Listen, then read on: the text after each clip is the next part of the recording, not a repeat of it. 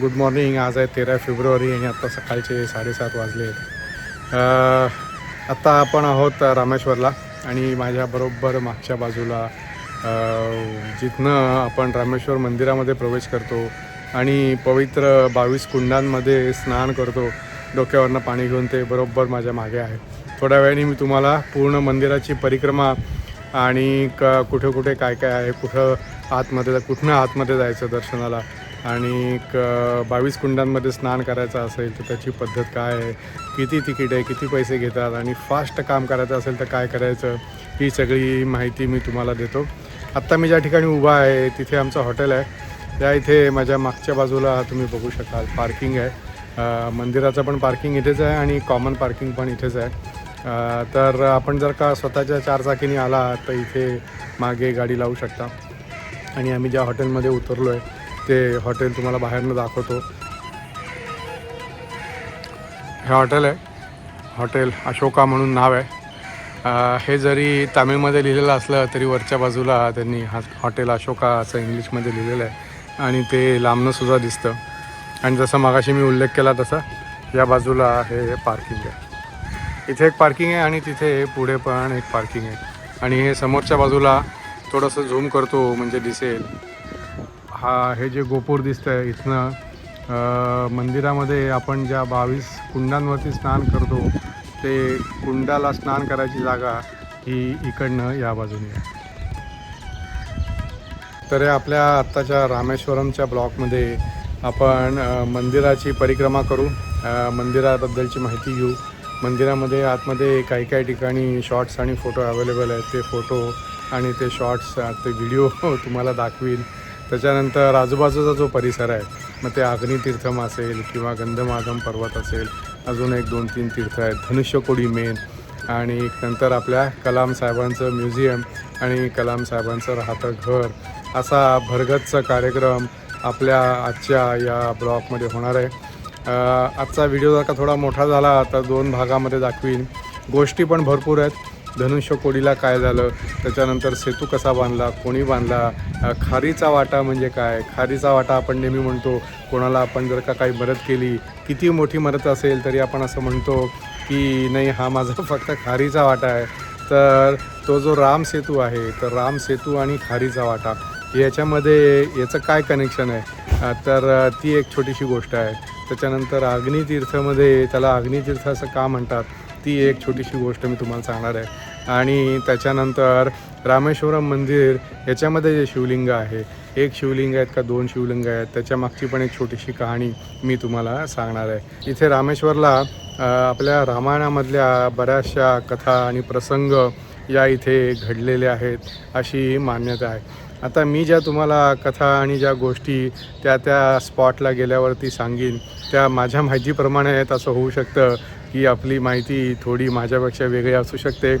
It is quite possible, कारण आपल्याकडे रामायण जरी आपण म्हणलं तरी आपल्याकडे असंख्य प्रकारची रामायणं लिहिलेली आहेत. भागवत रामायण आहे, कालिदास रामायण आहे, त्याच्यानंतर बरीच अशी वेगवेगळी रामायण, तुलसी रामायण आहे. तर रामायणामध्ये सुद्धा आपल्याकडे वेगवेगळ्या लोकांनी लिहिलेली रामायण आहेत. त्याच्यामुळे गोष्टींमध्ये आणि इथल्या कथांमध्ये थोडाफार फरक असू शकतो. तर मला जी माहिती आहे आणि मी जे वाचलं आहे त्याप्रमाणे मी तुम्हाला इथल्या गोष्टी सांगण्याचा प्रयत्न नक्कीच करणार आहे.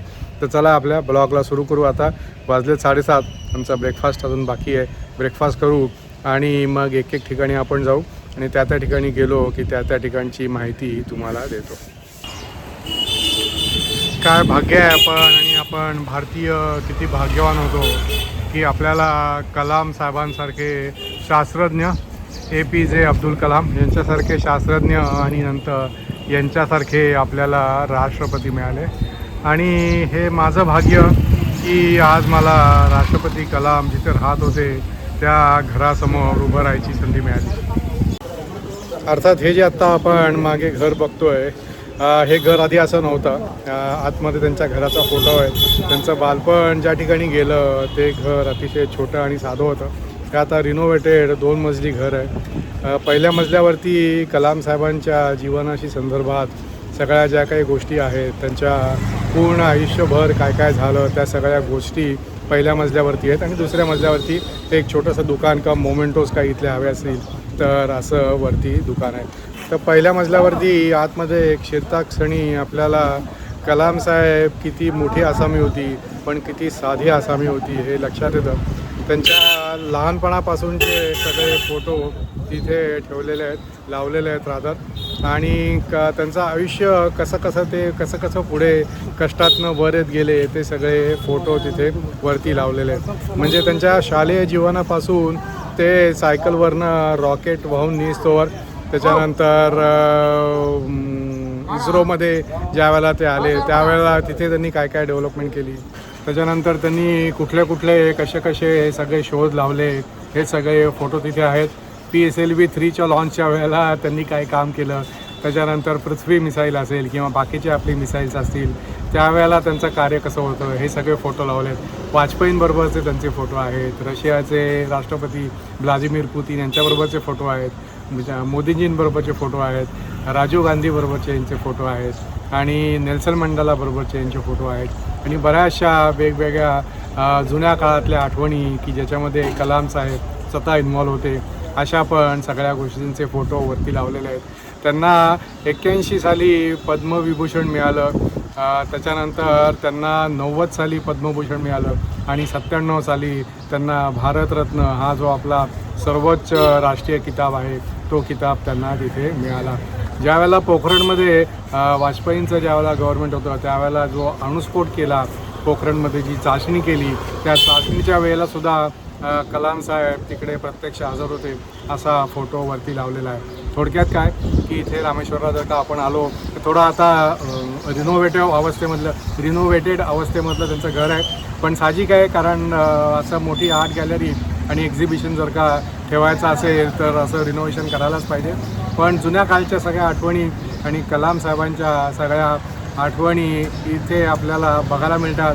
आणि अक्षरशः आपण भारत देशाला भाग्यवान समजायलाच पाहिजे की आपल्याला कलाम साहेबांसारखे शास्त्रज्ञ मिळाले की ज्याच्यामुळे आज आपला भारत देश डिफेन्समध्ये जो सुपर पॉवर आहे किंवा जी आपली आकाशामधली जी आपली शक्ती आहे त्याच्यामध्ये जो सुपर पॉवर आहे किंवा न्यूक्लिअरमध्ये जी आपली शक्ती आहे त्याच्यामध्ये जो आपण सुपर पॉवर आहे त्याच्यामध्ये कलाम साहेबांचा वाटा.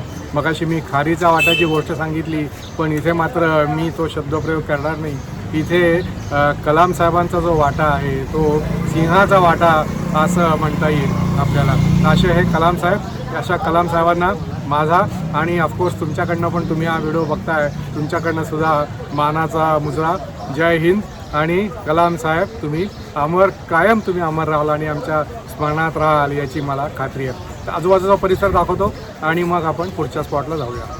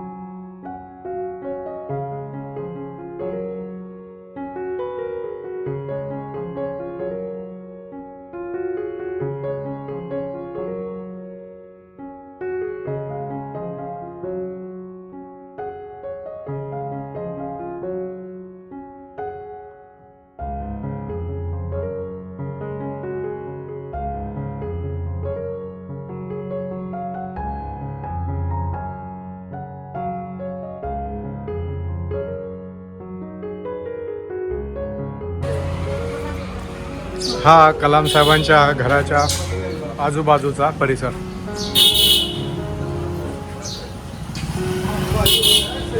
हाऊस ऑफ कलाम अशी इथे पाठी लावली. खाली एक रेस्टॉरंट पण आहे. फिरून दमला असाल तर इथे आईस्क्रीम वगैरे पण आपण खाऊ शकतो.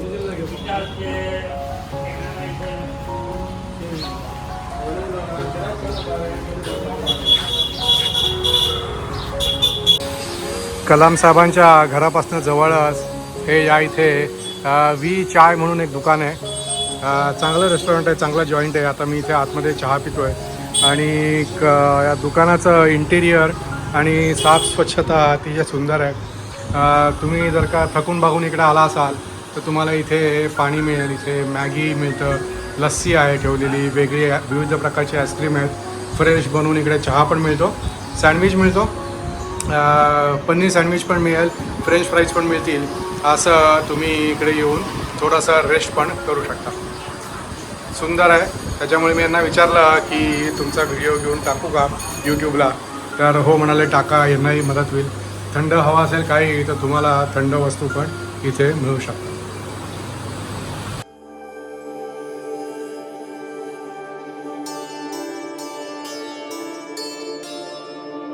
कलाम साहेबांच्या आपण रामेश्वरमधल्या घरी जाऊन आलो आणि आता माझ्या मागे जे तुम्ही बघताय इथे 27 जुलै 2017ला आपल्या मोदी साहेबांनी या इथल्या त्यांच्या म्युझियमचं इनॉग्रेशन केलं.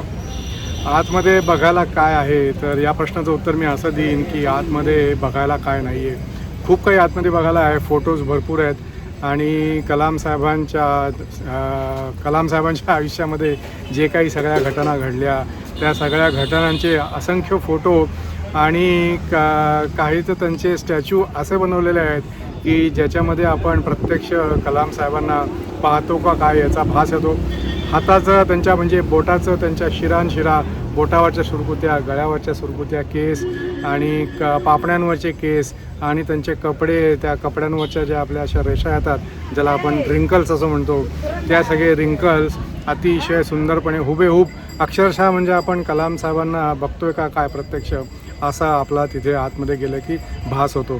फोटो तर अतिशय प्रचंड फोटो आहेत. प्रत्येक फोटोमध्ये एक कहाणी कुठली ना कुठली तरी दडलेली आहे. आतमध्ये मोबाईल अलाउड नाही आहे, तर ही कहाणी काय दडलेली आहे ही आपल्याला इथे येऊनच पाहायला लागेल.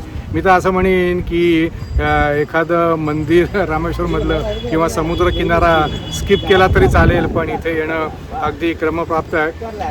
रामेश्वर सिटीपासून एक 2-3 किलोमीटरच्या अंतरावरतीच आहे. मुख्य म्हणजे आतमध्ये जायला तिकीट बिलकुल नाही आहे. त्याच्यामुळे इथे येणं हे पण एक असू शकतं की तिकीट नाही आहे तरी आतमधली त्यांची साफसुफी, स्वच्छता आणि भव्यता अतिशय सुंदर अशी आतमध्ये त्यांनी रेखाटलेली आहे. कलाम साहेब गेलो ते शिलाँगला, तिथल्या IIM लेक्चर द्यायला. तिथे त्यांना त्यांचं लेक्चर चालू असतानाच हार्ट अटॅक आला आणि तिथंच ते खाली कोसळले आणि त्याच वेळेला कलाम साहेब आपल्यातनं निघून गेले. तो पण प्रसंग आतमध्ये त्यांनी असा रेखाटलेला आहे. तो बघताना आपल्या ही काळजामध्ये चर्र म्हणा किंवा डोळ्यामध्ये पाणी आल्याशिवाय राहत नाही. तर असं हे म्युझियम, या म्युझियमला अवश्य भेट द्या. पूर्ण कवर्ड आहे म्युझियम, त्यामुळे किती ऊन असेल तरी आतमध्ये पंखे आणि AC आहे. तुम्ही आतमध्ये अगदी अवश्य आणि व्यवस्थितपणे फिरू शकता.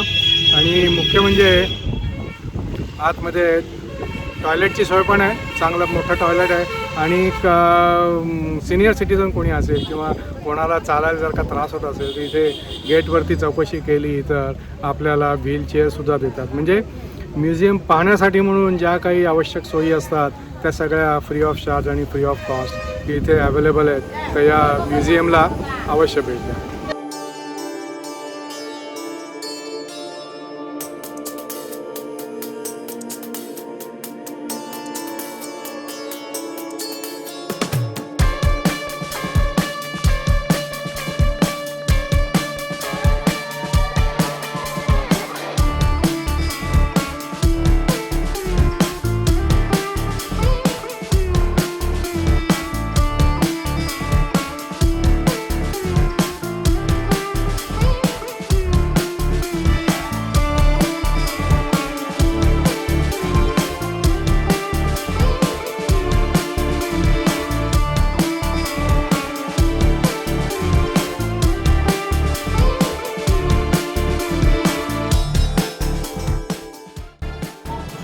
हे मंदिराचं पश्चिम द्वार आहे आणि या इथनं पण आपण जाऊ शकतो.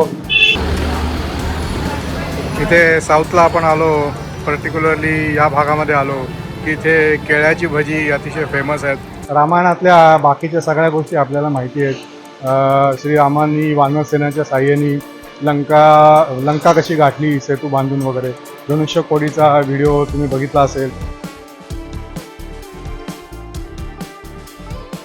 मगाशी खालनं वरती येताना आम्ही म्हणालो होतो की एक छोटीशी गोष्ट सांगून म्हणून. ती गोष्ट अशी आहे की ज्यावेळेला प्रभू रामचंद्र आणि त्यांची सगळी सेना इथे रामेश्वरमच्या धनुष्यकोडी समुद्रकिनारी आले, त्याच्या थोडंसं अलीकडे मगाशी तुम्हाला जी मी गोष्ट सांगत होतो की इथे दगड जे पाण्यात टाकले ते दगड पाण्यामध्ये कसे तरंगले. हे मागे आपल्या कोदंड राम मंदिर आहे. कोदंड म्हणजे काय, तर तामिळमध्ये धनुष्य बाणाला कोदंड असं म्हणतात.